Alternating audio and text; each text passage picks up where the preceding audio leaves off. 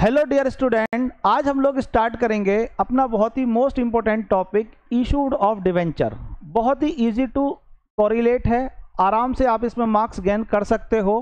अगर कहीं चैप्टर में आप ये सोचते हैं कि नंबर 100% और बहुत कम टाइम में गेन किए जा सकते हैं, तो उनमें से एक चैप्टर इशूड ऑफ डिवेंचर भी है।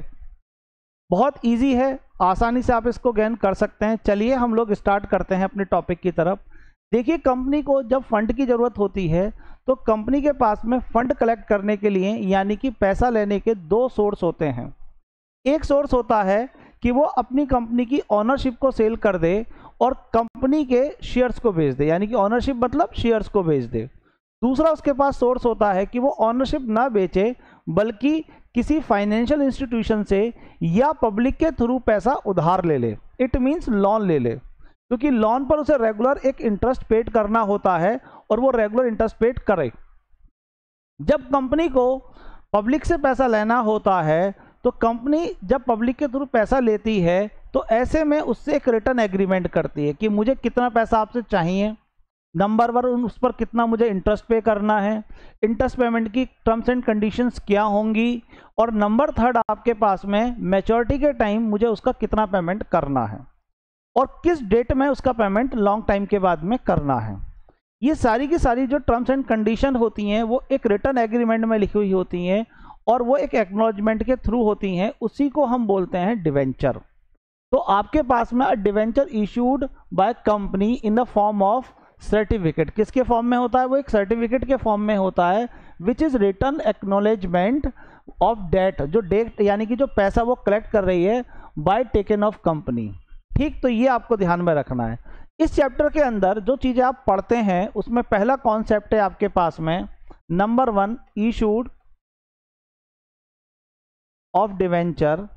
और आप इशूड करते हैं डिवेंचर दो कंडीशन पर। एक तो पब्लिक को इशूड करते हैं फॉर कैश के लिए और एक आपके पास होता है अदर देन कैश के लिए। यानी कि कंपनी क्या करती है, कैश नहीं लेती बल्कि किसी भी एसेट्स को या किसी भी रनिंग बिजनेस को परचेज करती है और उसके अगेंस्ट में कंपनी अपने डिवेंचर इशूड कर देती है, या प्रमोटर या अंडर राइटर को उसकी सर्विस के बदले में भी वो क्या दे देती है, डिवेंचर इशूड कर देती है। दूसरा हमारे पास में, क्योंकि डिवेंचर एक लोन है, हमारे पास में इसका रेट गिवन होता है हमेशा, जैसे 10% डिवेंचर, या आपके पास में 12% डिवेंचर, या आपके पास में 15% डिवेंचर। तो जो भी ये रेट गिवन होता है ये रेट हमारा इंटरेस्ट रेट कहलाता है और ये इंटरेस्ट रेट हमारे पास में पर एनम के हिसाब से होता है। इसको हम कूपन रेट भी बोलते हैं। तो कभी भी कोई भी डिवेंचर जब इशूड होते हैं तो उसके साथ में उसका इंटरेस्ट रेट ऑलरेडी गिवन होता है और ये रेट जैसे 10% डिवेंचर, 12% या 15%, तो ये इंटरेस्ट का रेट हो गया। इसकी इंटरेस्ट की पेमेंट की क्या हम एंट्री बनाएंगे और किस तरीके से उसको रिकॉर्ड करते हैं, ये हमारे पास में होता है इसका second topic, interest on debenture के नेम से। तीसरी चीज, क्योंकि कंपनी अपने डिवेंचर को एज ए कोलेट्रल भी इशूड कर सकती है, यानी कि जब कंपनी ने किसी फाइनेंशियल इंस्टीट्यूशन से लोन लिया है और उस लोन के अगेंस्ट में एज ए सिक्योरिटी यानी कि एज ए कोलेट्रल उसने अपने डिवेंचर को रख दिया है उसके पास में, तो आपके पास में यहाँ पर कहलाता है debenture issued as collateral security. Third आपके पास में आता है कि जब कंपनी अपने डिवेंचर को इशूड करती है तो इशूड के टाइम पर वो क्या करती है कि आपके पास में एक टर्म्स एंड कंडीशन के अकॉर्डिंगली कितना उसको मैच्योरिटी पर पेमेंट करना है। क्योंकि कंपनी के जो डिवेंचर होते हैं वो भी जैसे शेयर होते हैं उसी तरीके से एक यूनिट में डिवाइड होते हैं और एवरी यूनिट की एक वैल्यू होती है। जैसे एग्जाम्पल के वे में मान लीजिए कंपनी के पास में जो डिवेंचर हैं उसकी फेस वैल्यू यानी कि टोटल डिवेंचर की अमाउंट यानी कि टोटल लोन की अमाउंट उसने एक यूनिट में डिवाइड कर दी, जिसे हम डिवेंचर बोलते हैं। और डिवेंचर की हमारे पास में एक वैल्यू होती है जिस वैल्यू को बोला जाता है फेस वैल्यू। और मान लीजिए कंपनी ने उसकी फेस वैल्यू 100 रुपीज़ रखी है। अब कंपनी मैच्योरिटी के टाइम पर या तो ये पूरे के पूरे 100 रुपीज़ ही देती है या 100 के अगेंस्ट इससे ज़्यादा पैसा देती है। तो अगर ये 10 रुपीज़ उसने ज़्यादा पेमेंट करा है तो ये एक तरीके का कैपिटल नेचर का लॉस है। और आपने 11th क्लास में पढ़ा भी होगा कि प्रूडेंस मेथड के अकॉर्डिंग हम एंटीसिपेटेड लॉस को तो उसी डेट में नोट कर लेते हैं जिस डेट में वो हमें मालूम पड़ रहा है। तो इशूड के टाइम ही हमें पता है कि मैच्योरिटी पर कितना पेमेंट देना है, और मैच्योरिटी पर पेमेंट अगर हम लोन से ज़्यादा कर रहे हैं, अगर आपने 10 लाख का लोन लिया है और आप 11 लाख का पेमेंट कर रहे हो, तो ऐसी कंडीशन में वो आपका लॉस होगा और एंटीसिपेटेड लॉस को उसी डेट में नोट करा जाता है जिस डेट में हमने उसको इशूड किया है डिवेंचर को। दूसरा, हमारे पास डिवेंचर को जो इशूड करने की कंडीशन होती हैं वो भी हमारे पास में 3 कंडीशन होती हैं, एट पार, एट प्रीमियम और एट डिस्काउंट। तो ऐसे में हमारे पास में जो डिस्काउंट है वो भी एक तरीके का कैपिटल नेचर का लॉस है सॉरी। अगर मान लीजिए आपने 10 लाख रुपए का लोन लिया है, यानी कि 10 लाख रुपए का बॉन्ड रिटर्न में दिया है, लेकिन कैश उसके अगेंस्ट में आपने 9 लाख रुपीज़ रिसीव करा है, तो 1 लाख रुपए जो कम रिसीव कर रहे हैं वो डिस्काउंट है। तो ऐसे में हमारे पास में जो लॉस होता है और डिस्काउंट होता है, उस लॉस को और डिस्काउंट को कंपनी क्या कर देती हैं, राइट ऑफ कर देती हैं किसी में उसी ईयर में। कौन से ईयर में? इशूड ईयर में।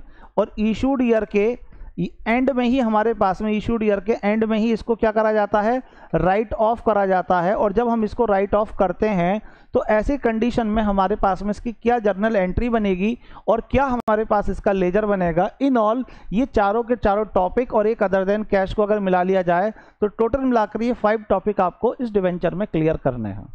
अब जब हम डिवेंचर को इशूड करते हैं तो इशूड करने की मैंने आपको कंडीशंस बताई थी कि आपके पास में जितनी फेस वैल्यू है उस फेस वैल्यू के अगर बराबर ही आप रिसीव करते हो तो आपका जो इशूड प्राइस कहलाएगा वो कितना कहलाएगा, तो इशूड प्राइस आपके पास में हो जाएगा 100 रुपीज़। तो इसका मतलब हुआ कि आपने अपने डिवेंचर को एट पार पर इशूड किया है। लेकिन इन केस अगर आपने अपने डिवेंचर को क्या इशूड प्राइस उसका 110 है, यानी कि उसकी फेस वैल्यू 100 रुपीज़ है और 100 रुपीज़ से ज़्यादा में आप उसे सेल कर रहे हैं, तो ऐसी कंडीशन में हमारे पास में ये कहलाएगा आपके पास में एट प्रीमियम। ये आपको ध्यान रखना है। थर्ड केस आपके पास में आता है कि अगर आपने इससे कम पैसा लिया है हमारे पास में, तो यहाँ पर आपके पास में हो जाएगा, यहाँ पर हो जाएगा आपके पास में 90 रुपीज़। तो इसका मतलब हुआ कि आपने इशूड करा है किस पर, एट डिस्काउंट पर। तो कंपनी या तो अपने डिवेंचर को एट पार पर इशूड करती है, या एट प्रीमियम पर करती है, या एट डिस्काउंट पर करती है। दूसरा, अगर इशूड के साथ ही रिडेम्पशन की कंडीशन भी गिवन है, यानी कि मैच्योरिटी पर आपको कितना पेमेंट करना है, 5% प्रीमियम पर करना है या एट पार पर करना है, मतलब लोन आपने 100 रुपीज़ का लिया और पेमेंट भी आप 100 रुपीज़ ही कर रहे हो, तो इसका मतलब हुआ रिडेम्पशन एट पार। तो आपके पास में रिडेम्पशन का मतलब होता है आपके पास में कि कितना पैसा आप ऑन मैच्योरिटी पेड कर रहे हैं। जैसे मान लीजिए आपके पास में फेस वैल्यू जो है वो भी आपके पास में कितने रुपीज़ है, 100 रुपीज़ है, और आपके पास में जो रिडेम्पशन का प्राइस है वो भी कितने रुपये, रिडेम्पशन का प्राइस का मतलब कितना आप पेमेंट कर रहे हो पर डिवेंचर के हिसाब से, वो भी 100 रुपीज़ है। तो इसका मतलब रिडेम्पशन हुआ आपके पास में एट पार। इसको आप ध्यान रखिएगा, कभी भी आपके पास में इशूड प्राइस से कंपेयर नहीं करना है। अगर आपने ये लिखा हुआ है कि इशूड प्राइस और आपके पास में रिडेम्पशन प्राइस, तो ये दोनों ही आपके पास में कंपेयर किससे होंगे, ये भी फेस वैल्यू से होगा कि इशूड आपने फेस वैल्यू के अगेंस्ट में कितने में करा है, और इसका भी आप किससे करोगे, इसका भी कंपेयर आप फेस वैल्यू से ही करोगे। ये बात आप ध्यान रखकर चलिएगा। सेकंड, आपने एट पार पर करा है, ये आपके पास कहलाता है किस पर, एट प्रीमियम पर कहलाता है। तो एट प्रीमियम का मतलब हुआ कि आपने 110 रुपीज़ का पेमेंट करा है, तो इसका मतलब आपको 10 रुपये एक्स्ट्रा पे कर रहे हो, तो एक तरीके का ये आपके लिए लॉस है। तो ये आपके पास में 2 कंडीशन, एक इशूड की 3 कंडीशन, रिडेम्पशन की 2 कंडीशन।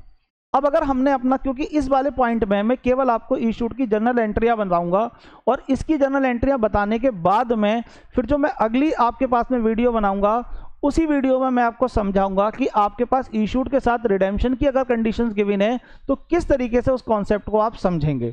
इसमें केवल हमारे पास में इशूड की जर्नल एंट्रियां लमसम के केस में और इंस्टॉलमेंट के केस में मैं क्लियर कराऊंगा, और एक आधा कोई एग्जाम्पल के थ्रू उसकी अमाउंट को पोस्ट करना सिखा दूंगा। और उसके बाद जब हम सेकंड वीडियो बनाएंगे तब उसमें हम लोग इसको समझेंगे। देखिए, अब हमारे पास में जब हम अपने डिवेंचर को इशूड करते हैं तो इशूड की मैंने आपको बताई थी 2 कंडीशन, या तो लमसम, या आपके पास में कौन सी होती है, सेकंड कंडीशन होती है आपके पास में इंस्टॉलमेंट। तो अगर आपने अपने डिवेंचर को लमसम में इशूड करा है तो लमसम के भी आपके पास में 3 केस बन सकते हैं, या तो एट पार, ये आपके पास बन सकता है एट प्रीमियम, या आपके पास बन सकता है क्या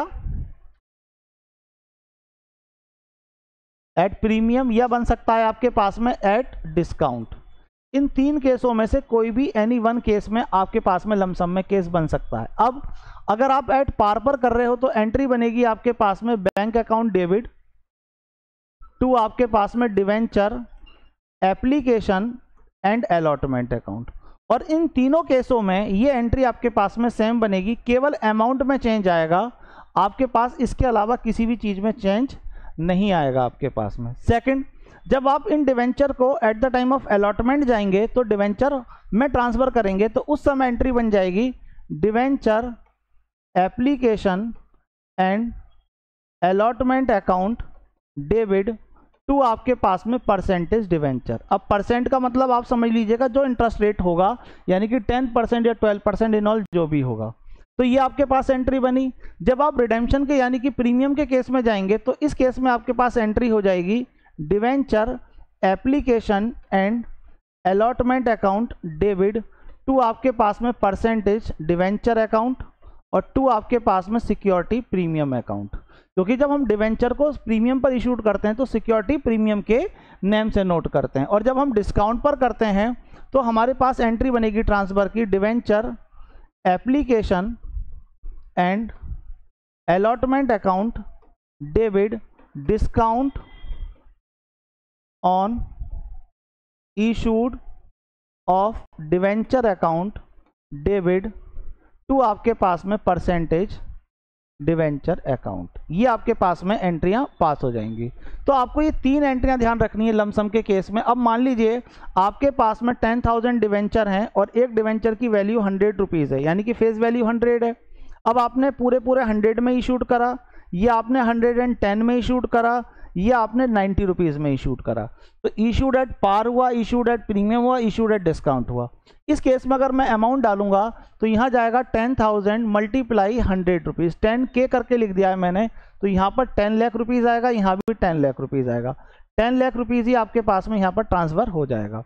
लेकिन अगर आपने प्रीमियम पर करा है तो क्या करेंगे आप, तो आपके पास में क्या करना है, तो यहाँ पर आपके पास में जो पहली एंट्री है उसमें अमाउंट कितना जाएगा, तो यहाँ जाएगा आपके पास में 10,000 मल्टीप्लाई 110, तो यहाँ पर आएगा 11 लाख रुपीज़, यहाँ आएगा 11 लाख रुपीज़, यहाँ 11 लाख रुपीज़ जाएगा, क्योंकि इसमें हमेशा ध्यान रखिएगा फेस वैल्यू ही जाती है।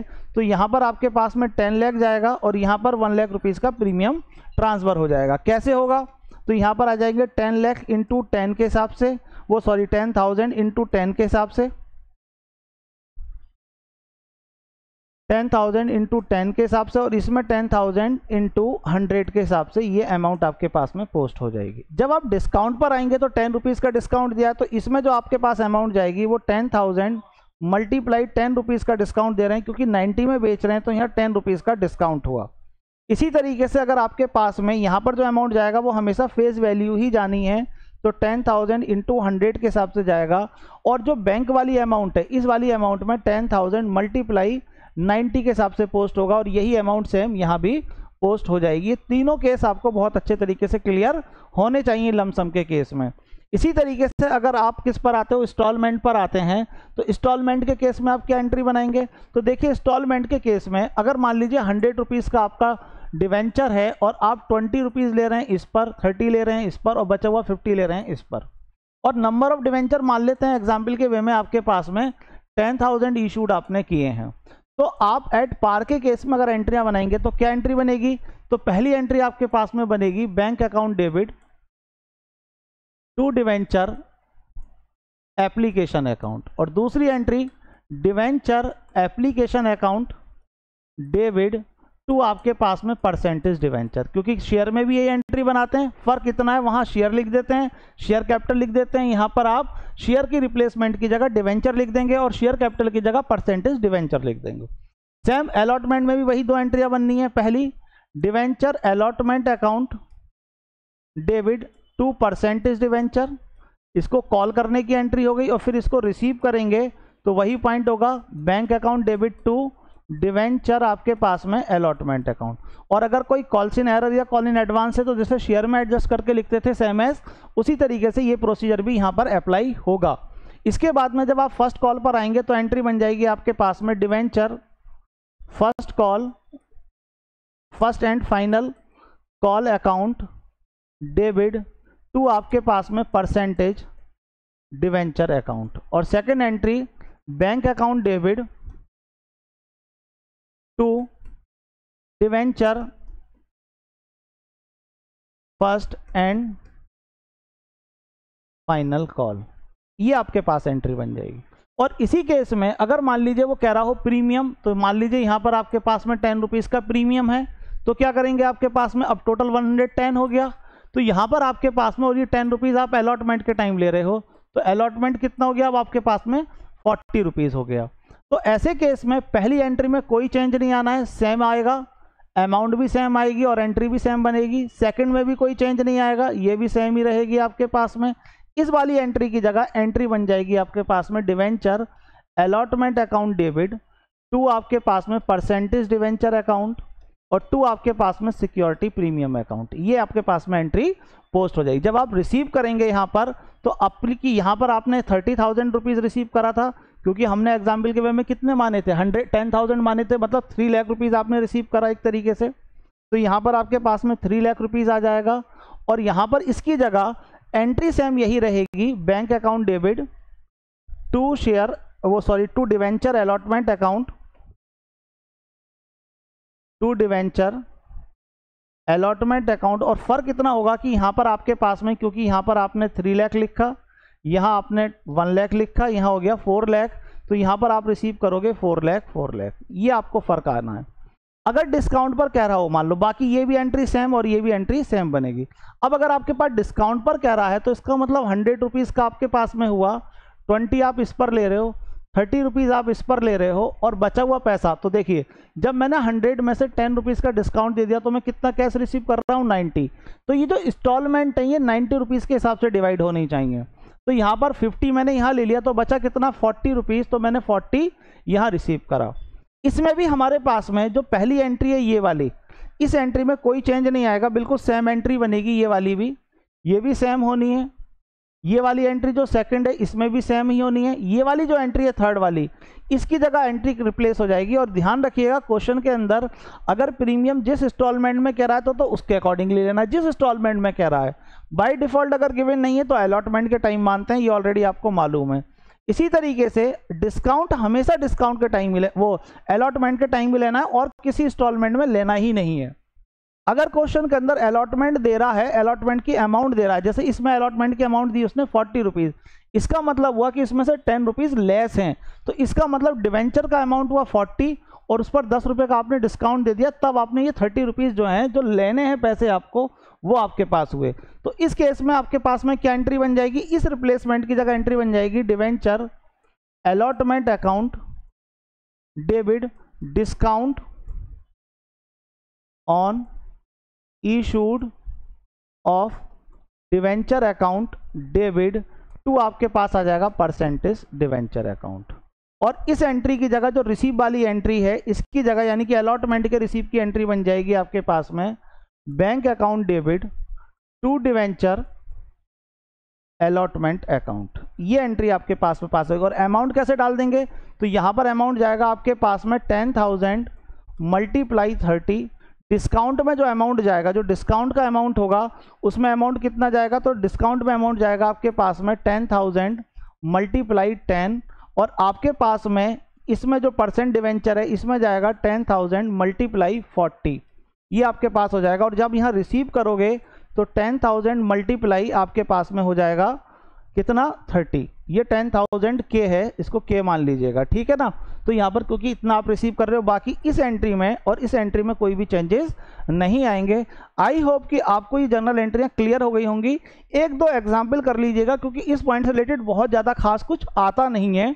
कॉन्सेप्ट को क्योंकि समझना है, कोरिलेट होना है उससे, तो थोड़ी सी चीज़ों को करके चलना पड़ता है। तो आप इसको समझिए, अपनी ही बुक से आप इसके एग्जाम्पल कर लीजिए। और अगला टॉपिक जो है वो मैं लूँगा आपको issued of debenture with redemption condition, यानी कि आपने जब अपने डिवेंचर को इशू करा है रिडेम्पशन के साथ में, तो उसकी एंट्रियाँ हम किस टाइप से बनाते हैं और उसको किस तरीके से नोट करते हैं। तब तक के लिए ऑल द बेस्ट।